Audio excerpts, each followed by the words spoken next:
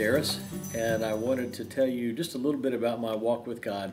I was born in Anchorage, Alaska, believe it or not. My mom and dad were a very adventurous sort, and they were country Alabama folks from Selma and Enterprise. From 6 weeks on, I've lived in the South. I grew up in Fort Walton Beach. My mom and dad were both committed Christians. They both made sure that I grew up in the church, that the church was a very key part of my life and my brother's life when we were youngsters. They modeled God's love. Everything about my life suggested that he should be the center of my life. I chose not to get that for a long time, but still I think the best gift they gave me was knowing that God was available to me, and knowing that when there's just nothing, when I ran out of stuff Jim could do, God could do it. My dad passed away when I was 17. He died very suddenly. I was a senior in high school, and I don't know that I could even articulate that then, but I just decided that there were not a lot of things were not really good.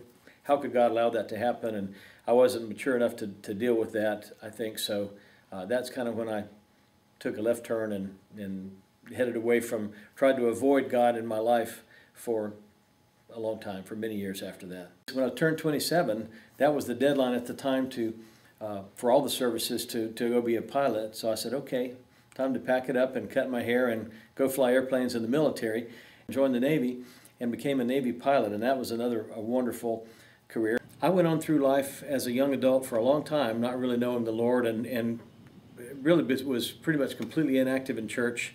Got to a place when my former marriage had ended, and my wife and my two young sons, who were absolutely the center of my life, those boys were, they left, and I really ran out of reasons to go on living. I just couldn't see why I needed to keep doing this. At that point, that's absolutely the lowest I've ever been. That's where you have to get sometimes. That's absolutely where I had to get.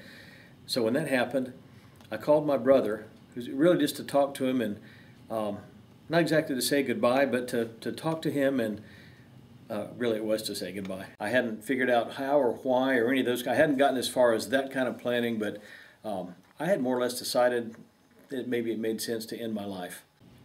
And he said, well, we talked a few minutes, and he said, well, just so you know, there can be a lot of great folks praying for you, and God's grace is available to you. You need to know that. God's grace is there and available. If all you've got to do is say, yes, I would like it. I had heard that before. Of course, I grew up in the Baptist church, but hearing my brother say it was a different thing.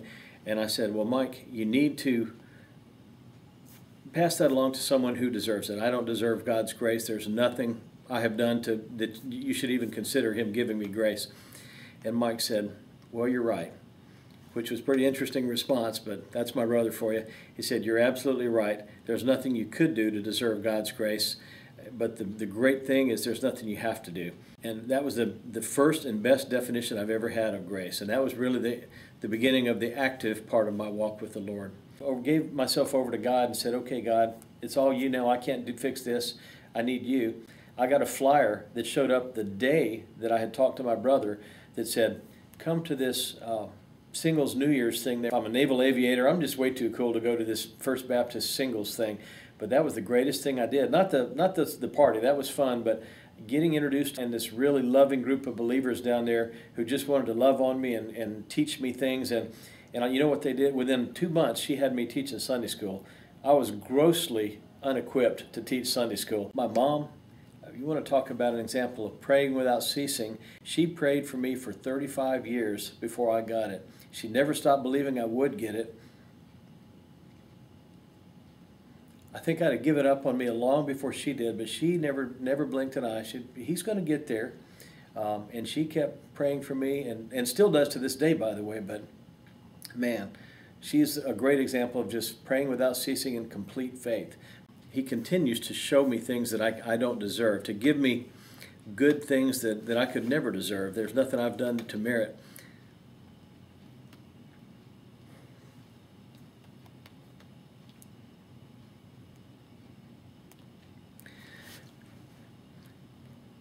The best one, I think, is probably my wife, Sandy. I had pretty much written off relationships and really love and those things. And well, I've got these boys to raise, and they were mostly living with me at that time, and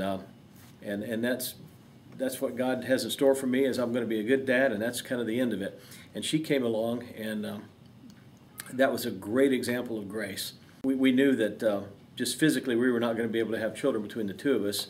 After we prayed a long time, we started thinking, there are kids all over the world who need love and who need someone to show them love and show them God's love and raise them.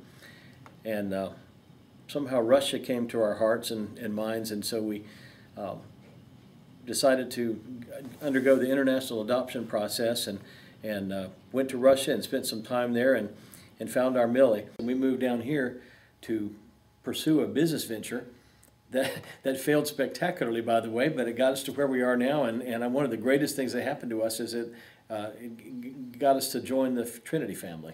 I'm in a believe it or not, a pretty good place with God. He's helped me out a lot here. I'm not at all where I need to be, but I know where I need to head. Maybe that's the best way to put that. The beauty of this is all I have to do is live a normal life right now and keep praising God like I always hope to do. And that by itself is inspiring given what is happening in my life right now. When I first found out that I might possibly have cancer, if you've never heard that said, that is amazing. It's an incredible thing to hear. The thing that really concerned me when I got the news wasn't, Lord, I wish I'd made more money. Wasn't, Lord, I wish I had climbed higher and maybe been a CEO somewhere. It wasn't, Lord, I wish I had been some towering figure in politics or an astronaut or whatever, all those kind of things. The only thing that sort of panicked me were, God, if I don't have that much longer here, what about all the people I should have shared you with? What about all the people who don't know you because I didn't talk to them or I didn't reach out and share your love with them? That is what I really thought about when I first learned about this. We're not sure what the next part of the journey will be for me physically, but we do know that God's there, and you can ask my children, you can ask my wife. We're all very comfortable that God is working through this, and my prayer is that He'll be glorified. I've pretty much decided I'm not going to be an astronaut, doubtful that I'll be president, and some of you who know about our business history over the last 5 or 6 years, I will certainly never be rich. And that's okay. I think what God wants him to be is a loving father and a loving husband and a willing servant.